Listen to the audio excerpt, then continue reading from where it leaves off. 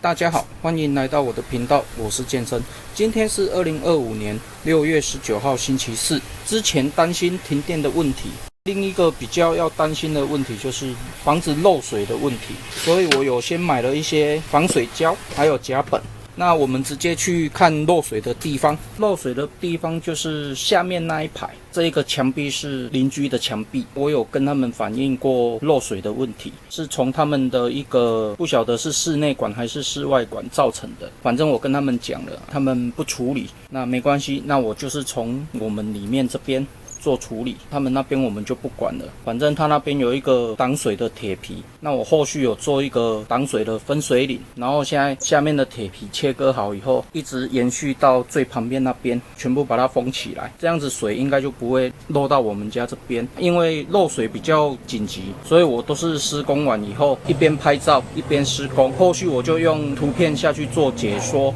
地板缝隙的部分，我就是用防水胶下去做防水，因为这边还有一些地方要做，后续先做完。旁边这边的铁皮下面也要做防水，避免说铁皮的部分一直生锈，到最后整个剥落。这个铁板我是用我之前的材料白铁板下去做切割，把它封起来的。那会发现有漏水，就是平时都会看到这边有水渍，然后慢慢去找，才找到是隔壁这边漏水造成的。后续我就是先把这边做好。铁皮的部分，这是白铁板，厚度大概 0.5 左右，我只切割了几片下去做封板，这是剩余的材料，后续另外一边可能也会需要，所以这一些材料希望到最后还够用啊。这边就是漏水的部分，因为只要隔壁一用水，这边就会有水跑出来，所以确定是隔壁的水管在漏水。那我是等他们没有用水的时候，马上进行烘干，将白铁烂板加上矽利康下去做防水。